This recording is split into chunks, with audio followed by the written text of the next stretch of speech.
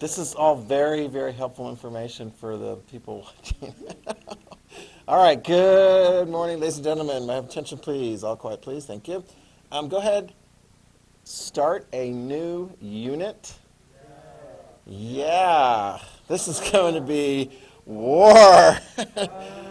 Yeah, we're finished with World War I. Yay! Let's bring on war in Russia, war in Ireland, war in Paraguay, Bolivia, Spain, China, and then, of course, everything leading up to World War II. Yeah, it was interesting because I was thinking about, like, my grandparents, you know, who, like, lived through World War I, and some of them participated in World War I.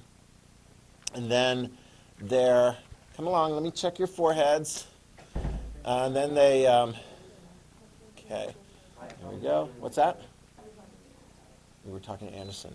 Maybe I should get a note or something from Mrs. Anderson. Yes, thank you very much. And I'll give this to you, Austin, and then as soon as you finish this, put it on my desk. Okay? And then I also need, did you print out your... You did today, this morning. Okay, I don't know if I got that. But print it out. Yeah, resend it, because I needs it. Okay? So, yeah, do that, and then, yeah, come in. And then if you can get a note thing and so forth, or, yeah. All right, where was I? Oh, yeah, war. So, yeah, my grandparents, I mean, they were, you know, dealing with World War I. My mom's dad fought in World War I. And then, of course, by the time we get to World War II, my dad's in World War II, his generation, my mom's brothers and brothers-in-law fighting in World War II.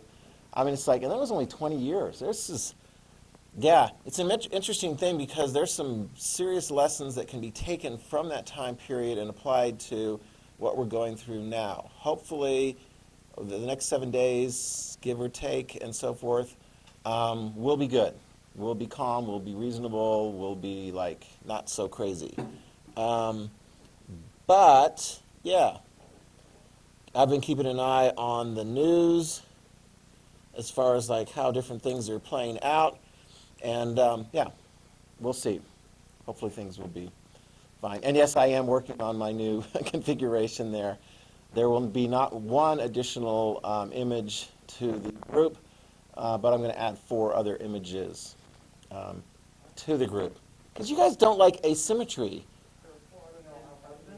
No, there's not 4 other presidents. Can you tell me if you were paying attention in your 10th grade year, at least at the B, or actually, did we get that? No, I think it was in the 9th grade. Who's the first president of the United States of America? George Washington is the first president under the United States Constitution. But you know what? There was another document that the country was governed by. Exactly, thank you. We got rid of that because it's really weird to say, you know, I mean, today if somebody's doing something really bad, you can say, that's unconstitutional. It's really hard to say, that's un-Articles and Confederational. So we got rid of that just because it was just a big, you know, verbiage thing to say. That was not really the reason we got rid of it. But we did have, you guys still, nobody remembers? Who was the first president of the Congress, which was weak and didn't have any power. There was no executive branch, but this person presided over Congress. Yeah, they were one of, I think we had 7 or 8 altogether. Who was the first person presiding over the United States Congress under the Articles of Confederation? Nope, I was. You guys don't remember that? I thought you would have remembered that. Yeah, Hanson. It was a guy from Maryland, and yeah. I mean, the only reason I knew that is because they named a highway after him in Maryland. I'm like, my classmates in high school were like, hey, you've got a highway. Okay. And I'm like, who is this person who has the same name-ish as me? And so, yeah, I'm going to put him up on my wall. I found a picture. I think there's like 2 pictures in existence on Google. And so I picked one of them, and yeah, then we'll have the other people who presided over the constitutional, of the Articles of Confederation Congress. A couple of them you know, John Hancock and Richard Henry Lee. You guys remember Richard Henry Lee, your favorite music video I showed you in the 9th grade? He was the one who said, who gave that song, you know, Virginia is my name is Richard Henry Lee. Remember that one? It was really dorky. And then he jumped on his horse and went off and went to Virginia and came back with a resolution for independence. Yeah. So Yeah. So anyway, we'll be getting that sorted out, and we'll just continue on, continue on. We've got a lot going on here. By the way, in here, I'm still going through, gotten almost half of all of the different IAs graded. I want to put them all in at the same time, knowing though that some of you guys are like, well, I don't know if I'm going to do like the additional like extra credity, retakey kind of stuff that I put on Google Classroom. Have you seen that? Yeah. Oh, there we go. That's right. Yeah, because some of you guys are like, you're way on it. You're like, well, will you print it out? Yes, thank you very much. Lovely. Okay, and you got your name there. Okay, so that's for chapter 31. And then, so I'm going to staple it together because you've got them all kind of in there together. You save paper. Okay? Yeah. Yeah. Yeah, I mean, that's what I came up with. Yeah. So, of course, if somebody's like at a really low B and they're like, is that going to make enough to get to an A by the end of the semester? You know, if you're at a really high B or a really high C, or really high D, then it's probably worth your while to do that, even though you don't know just yet where the grades are coming in. But they're coming in pretty good as far as the IAs are concerned.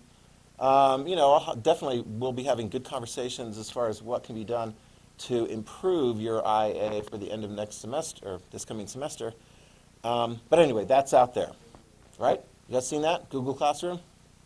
Other than that, there's no specific assignments that are going to be due between now and then. You guys do know next week, come in on Wednesday and Friday. Your afternoon classes, and by afternoon, actually, I mean beginning at 5th period at 11 o'clock on Friday next week, you're done. Those are set already on the calendar, then it's not going to change. Those are half days. So the Thursday and Friday of next week are half days on the original exam schedule. So you'll go to your first, second, third, fourth period classes. So you'll come in here. We'll be doing what we're going to be doing in here, which is, you know, notes on this particular unit. But just, you know, FYI, 5th, 6th, 7th, 8th, there's no classes. Okay, does that make sense? For Friday. But on Wednesday, you do go. Okay? And then things get a little squirrely on Tuesday. You guys won't have it, but just anticipate, like if, for example, my class, since I don't see the blue group on Tuesday, first Tuesday of the semester, because there's the PSAT. Some of you guys are signed up for the PSAT. All of the 10th graders are, and then some of the 9th graders are. That throws kind of a kink in the works because, you know, I'll see you guys on Wednesday, but I won't see the blue group on Tuesday. So I'll probably, like, identify a very good, longish documentary thing that fits in nicely and have that be the assignment that we watch when we come in here so that I can assign it to the blue group at home. Mm-hmm. Yeah, next week is our last week for this semester. Mm-hmm. So hopefully things are wrapping up. Hopefully your finals-ish have been spread out fairly evenly so it's not too much of a crushing burden at any one time. Or maybe it's just a crushing burden over 3 or 4 weeks. There you go. Yeah. Yeah, and actually next year I've already heard the calendar is going to be set so that your finals are going to be after the break. Yeah, they're going to set the high school schedule pretty much the same starting time as elementary. So anyway, that's what I've heard. So anyway, let's go ahead and stand for the pledge. Okay, ready, begin. I pledge allegiance to the flag of the United States of America and to the republic in which it stands, one nation, under God, indivisible, with liberty and justice for all. Okay, thank you. All done? Okay, grazie. Yeah, and then if you can forward that and print it, awesome. Okay. Let's see, I have no official announcements. I guess there were basketball games yesterday. Yeah. And the guys won. Varsity won. In overtime. That's intense. So that was pretty good. And JV, pretty close? They lost By 8, okay. But not 8-0. But I mean, yeah. So, and then you guys are actually now able to get like a couple people in? You're able to have a couple of guests? Yeah, 2 guests. Okay, that's cool. Yeah. It's kind of like Ronald Reagan's inauguration. If you were like a former member of Congress, you had 2 seats. Maybe the analogy is not the same, but there were 2. So unlike this upcoming inauguration on Wednesday, and literally it will be taking place during the end of 3rd period and into 4th period. 10 o'clock our time, noon Eastern time is when the inauguration is going to be taking place. They do the vice president first, and they do the president. Then he gives a speech, and usually they do a parade, but I think a lot of those things are going to be like not done this time around because of COVID and also because of what happened last week. I think there's going to be a lot more security and so forth. So anyway, yeah. What's that? They're voting on the impeachment in the House today. Yep. Again. Yeah. And I think the impeachment, it's just one article of impeachment, and it's kind of a combination of stuff from last week, plus I think they threw in the phone calls that Trump made to Georgia state officials that were recorded saying, can we find some more votes? Anyway, yeah, so that's all going to be there. There will be an impeachment.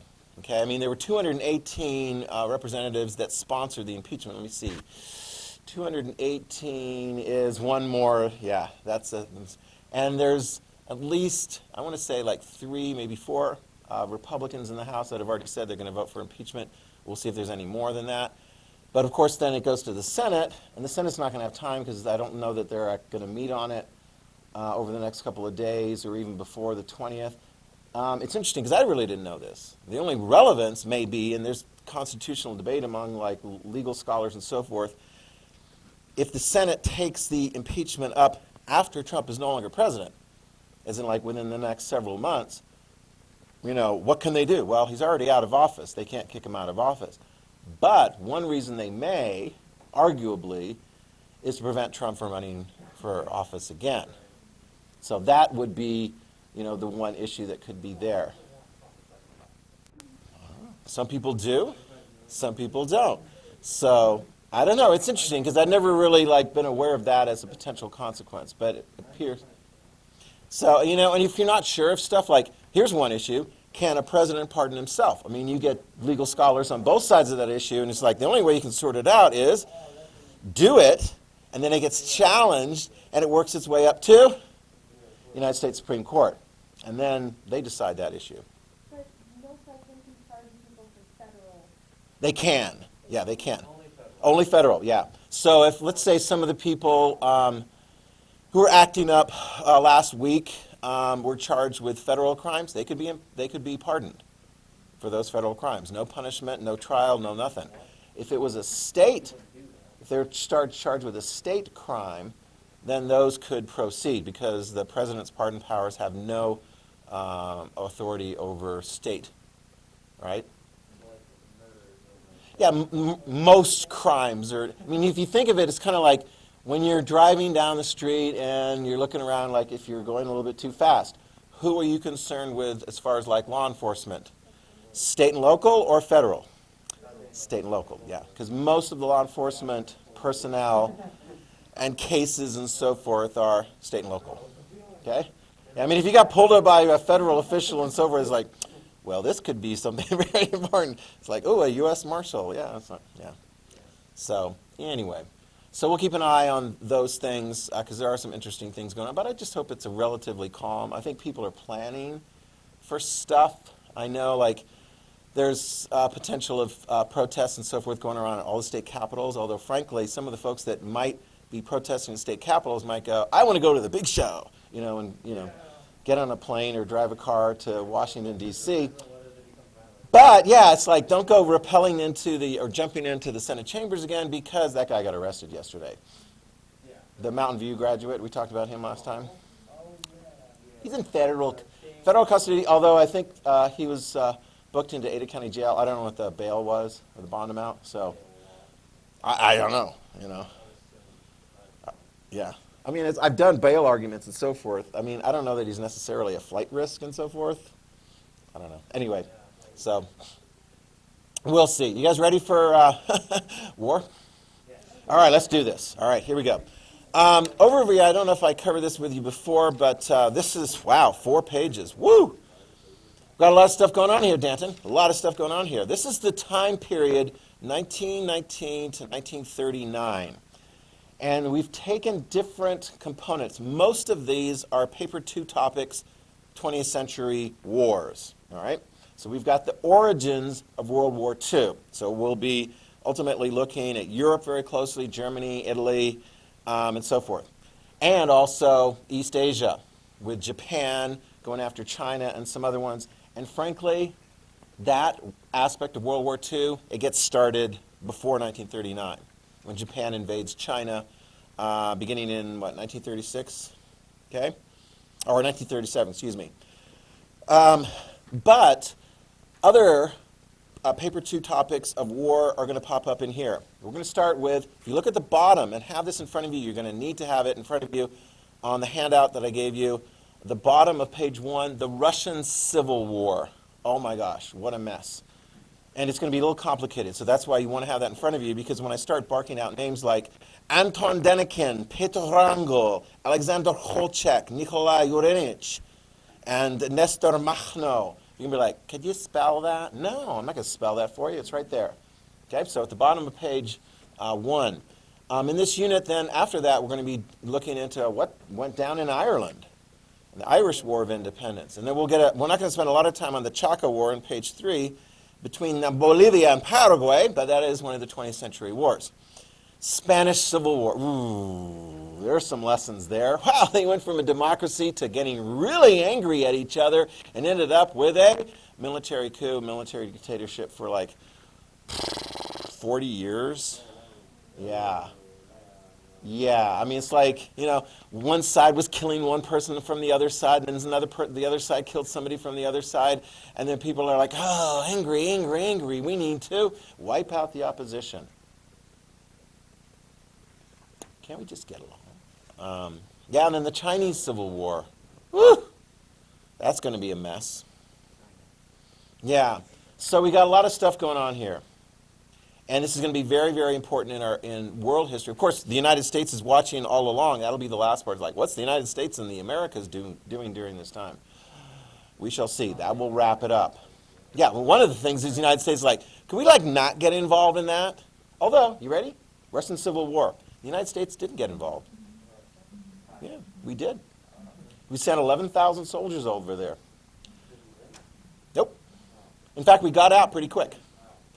Because if you send 11,000 soldiers into a really big, nasty fight that's going to be going on for some time, and then you realize, whoa, we didn't really like what was going on, but do we want to end up dead? This is going to be a big theme. Write this down. How many countries, raise your hand, really want to get involved in a war outside of your country? Granted, you don't want to be in a war in your own country, but how many of you guys countries want to send troops to another part of the world to fight a war after World War I?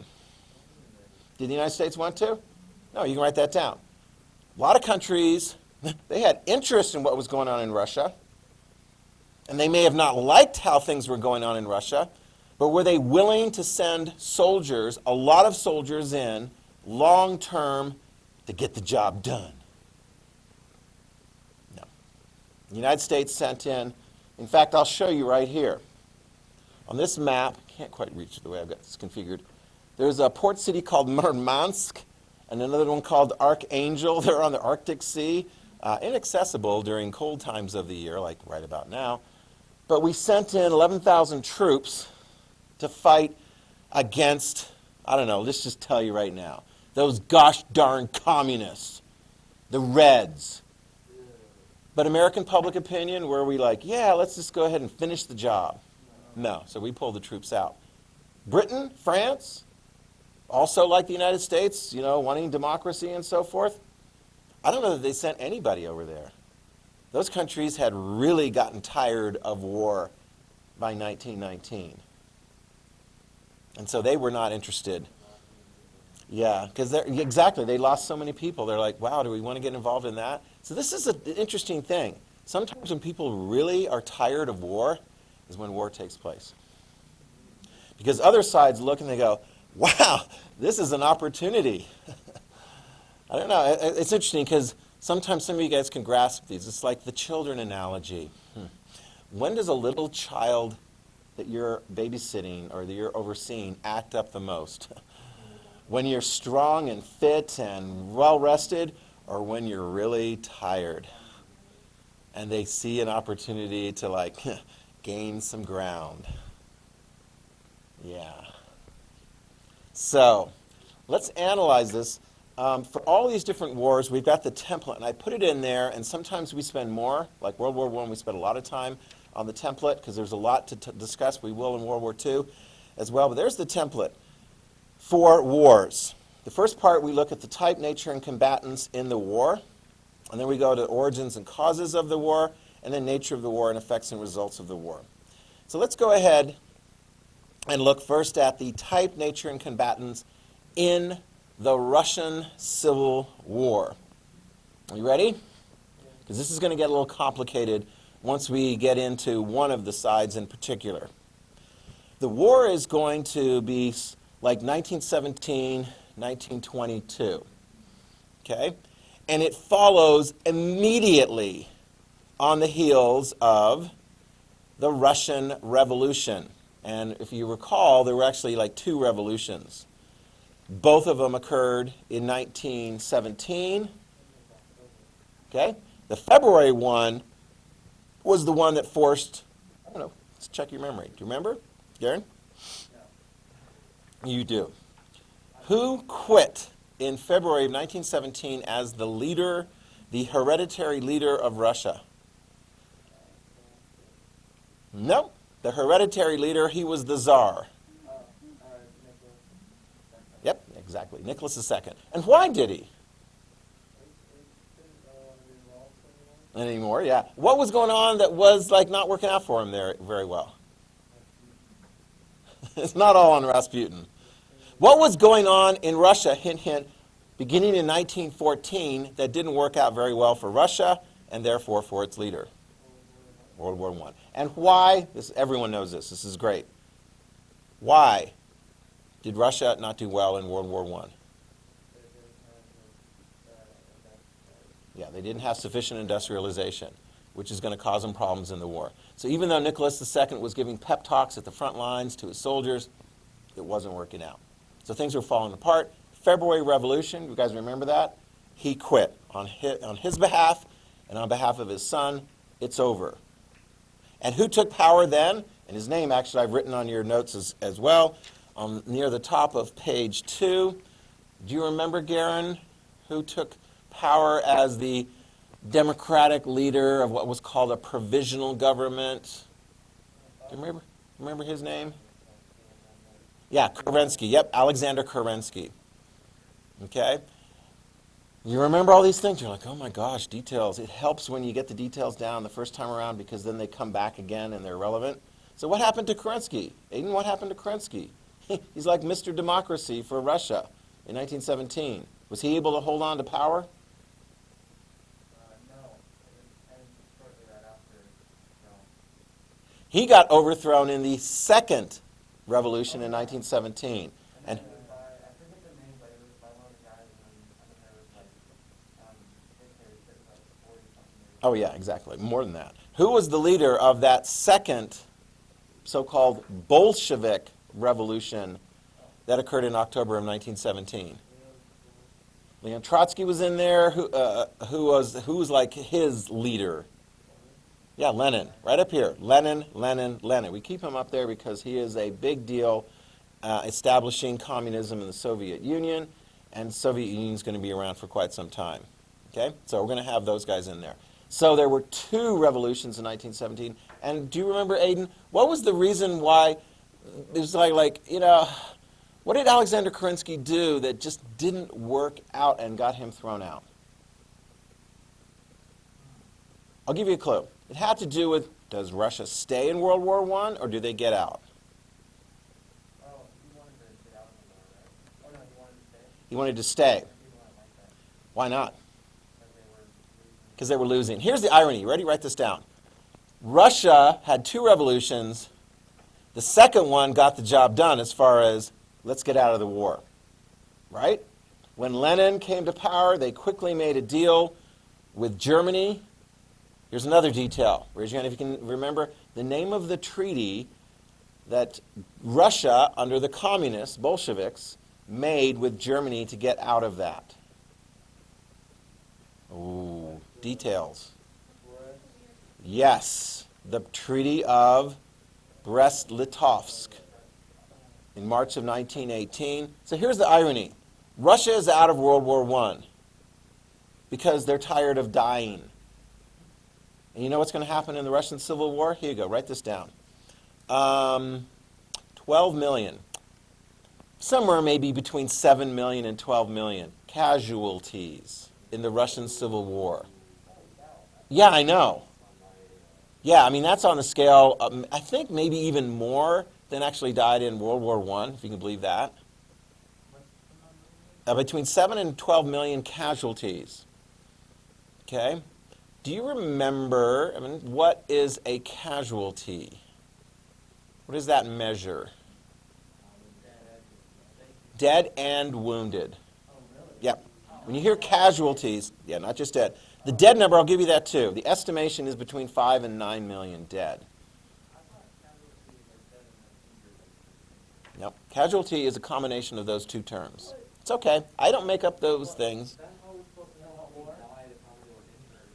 Well, you subtract. So, therefore, Danton, if there's potentially 12 million casualties and 9 million were dead, how many were injured?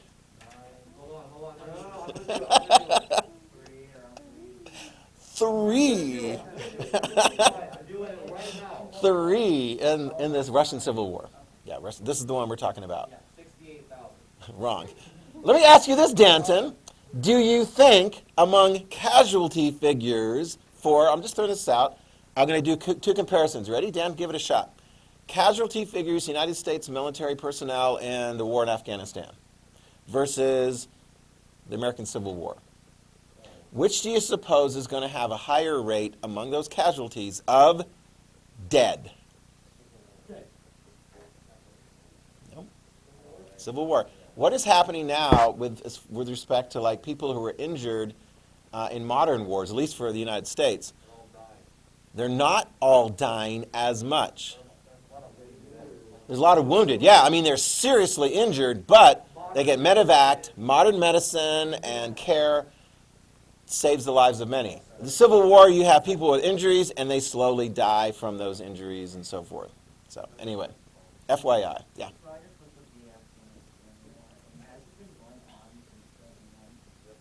Yeah. Mm-hmm. Mm-hmm. Mm-hmm. Yeah. Yeah. Not as many casualties per year in the most recent years, thank goodness, but still some. And I would anticipate it might peter out. President Trump was looking at pulling all the troops out. And I think President Biden, as he comes in, I'm guessing that that's going to be kind of the same tack because there's not a lot of support for the United States putting more troops in.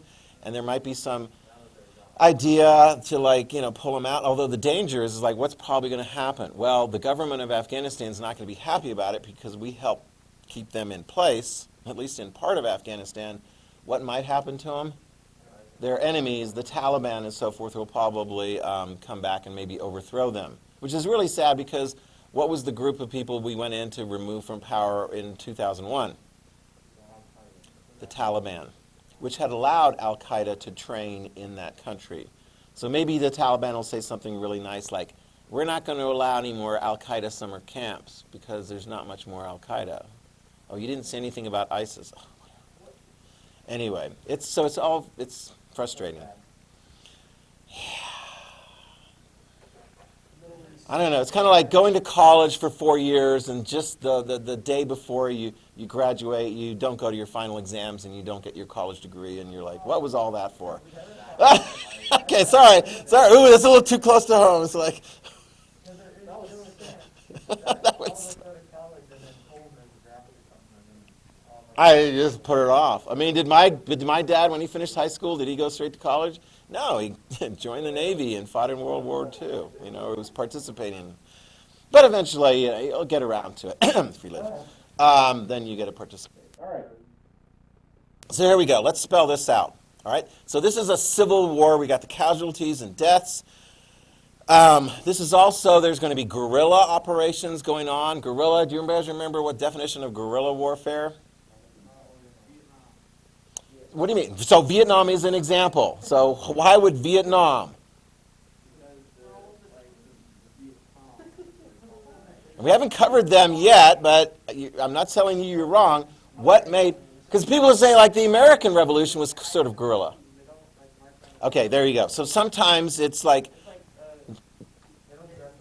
You don't always necessarily dress up as soldiers. So it's a bit of a mix. Make sure you have this down. It's a bit of a mix. There will be people in uniform. Oh, yeah. There's going to be people in uniform. In fact, let me tell you right away. There's going to be people on both sides of the fight. Actually, there's multiple sides, but at this point I'll say both sides that are in uniform that are fighting that don't want to be there. Forced conscription. I mean, if you were in the Tsar's army and he quit, you're like, can I quit now? And they're like, no, you're working for Kerensky now. And then when Kerensky is overthrown, you're like, okay, I was in Kerensky's army. Can I quit now? Can I go home now? No. Depending on who comes in, they might say, you're going to stay in this army. Write this down. Both sides will force people to stay in the military. Because they need them. It's still odd. You're going to kill all of your military, and then when you don't have a military... Do you know sometimes how they make sure that you don't quit your job as a soldier? This actually happened in World War II with the Soviets. They were fighting against the Germans, and so many of them are dying that they're like, oh my gosh, these guys are all going to quit. And so they kept some of the soldiers, when they went on the attack, they kept some of the soldiers back with guns and machine guns and so forth. And then they sent the other ones at the enemy. And if they turned around and retreated, guess what the orders were of the Soviet soldiers to do to their retreating comrades? To shoot them. When we get to the Chinese Civil War,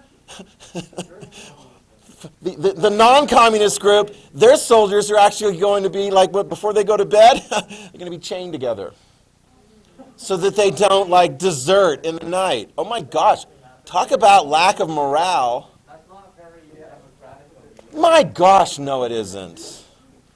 Yeah. I mean, it's... Yeah. I mean, in this country, it's like, even in World War I, if you got a notice from your government saying, you are going to be in the military, what choice did you have? Break the law?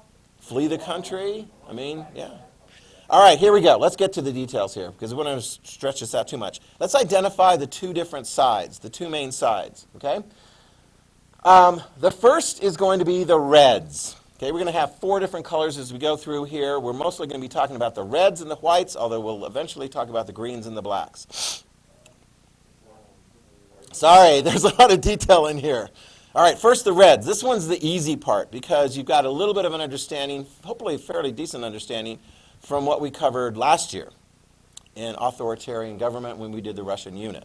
Okay? The leaders of the reds, also known as the Bolsheviks. Eventually we will refer to them as the communists.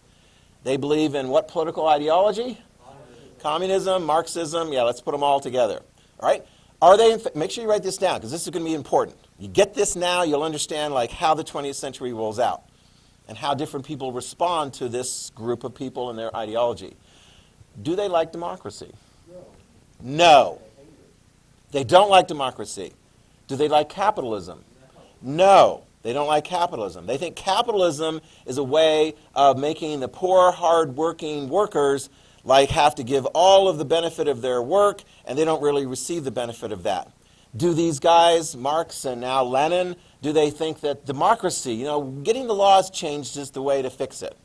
No. They want revolution, okay? And who is going to lead the revolution? Well, they're going to lead the revolution. And once they win the revolution, they're going to abolish capitalism, abolish private property, abolish all that stupid democracy and so forth, and bring in a new wonderful society for all people to benefit. Yeah. Yay! Okay? All right, so, you got that? So they're against democracy, they're against monarchy, they're against capitalism. That's part of their thing. So make a little note. That was one reason why the United States sent over, for a little while, 11,000 soldiers. Because we don't like that stuff. Yeah, we're like, ooh, communism is breaking out in Russia. First place in the world that it took a real hold on. And it kept it until 1991. Okay, what's that? Yeah, okay. Yeah, I mean, it's going to be considered dangerous, but I mean, it's a great opportunity for these guys to yeah, exactly. I mean, because they're going to have to fight. They're going to have a lot of fights going on in Russia, but they're ultimately going to win. Write that down. The Reds ultimately win. Mostly. I'll talk about some areas that they don't. They're mostly going to win. In fact, even before we identify who these guys are, here is some area that was in Russia that they're not going to maintain control of. Are you ready? Finland, Estonia, Latvia, Lithuania, Poland. Those areas, previously Russian, are going to end up not part of the communist-dominated Russia. Yeah. Actually, Finland's going to be able to be the only one that's going to be able to remain free from it forever. Estonia, Latvia, Lithuania get taken over beginning part of World War II. And of course, Poland is taken over, and they shift the whole boundary over to the west, and they're going to have a communist-dominated government in there after World War II. There was one other area that fought really hard to try and establish a country independent of the communist-dominated Soviet Union, and that is, guess what country I'm pointing at? I mean, it doesn't say so right here, but it's just sort of just north of the Black Sea. Ukraine, yeah, Ukraine. Okay. So when I say the Reds mostly won, they did in the big parts of Russia, but not in that furthest west part. Okay, who are the leaders? The most important one, of course, is Lenin, Vladimir Lenin. He is the leader of the Bolsheviks. And when the war is over, by 1922, he will be the paramount leader of the Soviet Union, the Union of Soviet Socialist Republics, USSR. Okay? But he dies in 1924. Just throw that out just so you know that. And I think you actually know how things are going to transpire after that, because it's reflected in Animal Farm. Remember Animal Farm, George Orwell? Writing about a totalitarian governmental system where there's a revolution by the animals, on behalf of the animals, and then ultimately one part of the animals actually ends up completely in charge. The pigs. So he's, in the Animal Farm, Lenin, which character was he? Old Major. Exactly, Old Major. Sort of like the original leader who, is not going to be around for that long. And then there's a fight between the other two. Okay, let's identify during the Russian Civil War, this guy is going to be more important. And this guy in Animal Farm is Snowball. Who is it? What's his real name? Leon Trotsky. Write it down. Leon Trotsky. Okay?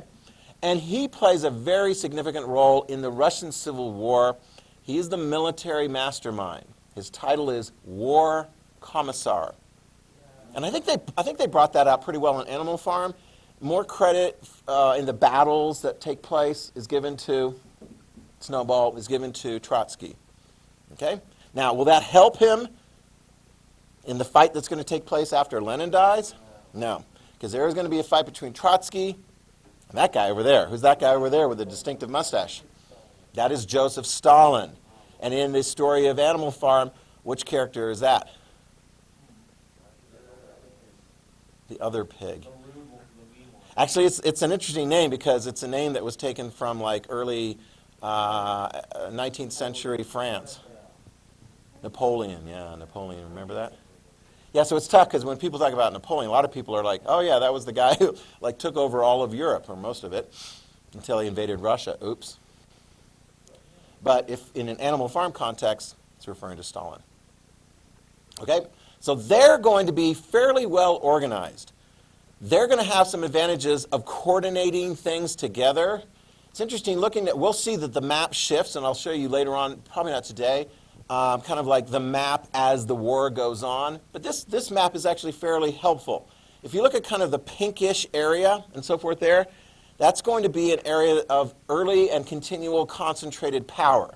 So they've got St. Petersburg, which they grab hold of in October of 1917, so that's the capital city. Moscow, the old capital city, which they're eventually going to move it to, is right there. And so this is a central area. That's like the Western Russian heart, where they're going to be able to fight off the various different contenders on all the various different areas around them. So they've got the center area. The Reds. They're organized, and they are mostly successful. Got it? Not yet. No, not the blues. The blue is like one of the only colors that actually doesn't come into this war. The other side is the whites. Okay? Is the whites. Okay, let's talk about the whites. Here, this is actually going to throw you off here, because when we talk about the whites, the enemies, the main enemies of the Reds, there's actually 5 different groups, and one of them isn't really the whites. Okay, well, let's go ahead and identify the one that's not really the whites, but they're going to be trying to help the whites. You ready? Foreign armies. Write this down. Foreign armies. Different countries that send in their military into the Russian Civil War to fight against the Reds. And they're mostly looking out for their own interests. Or they're trying to put down the Reds, and then they're like, this isn't working, let's get out of here. Go ahead and identify which is the first major or foreign army that we talked about? United States. 11,000. And they get sent in, and then they fairly quickly get pulled out. Here's another one. Japan. They actually have about 70,000 fighting in the war, and mostly they're going to be concentrated fighting mostly over in the east. About 70,000. And they're mostly making sure that the Japanese interests are taken care of over here in the east. Okay? Like, for example, that they've got, the southern half of Sakhalin Island that they managed to get hold of after they beat the Russians in 1905. Okay? The Greeks sent in about 23,000 for a while. That one's a little bit harder to see. The British and the French, they sent in very small numbers. They hardly are very consequential at all. Okay? Some of them, like Estonia, you've got about 11,000. But I mean, is Estonia like a foreign army? They're more like an army that's fighting for their own independence. Question? No, you're just stretching. Okay. And then here's the weirdest one. Are you ready? Czechoslovaks. 30,000. Let's go ahead and tell you the weird story of the Czechoslovak military in the Russian Civil War. They're Czechs and they're Slovaks. You're like, well, who the heck are the Czechs and the Slovaks? Well, they ultimately are going to be part of a country that's created out of World War I called Czechoslovakia. Yeah, and what country was that territory taken from to create a new country? Austria. Yeah, so this was part of this vast Austrian Empire. In fact, make a little note.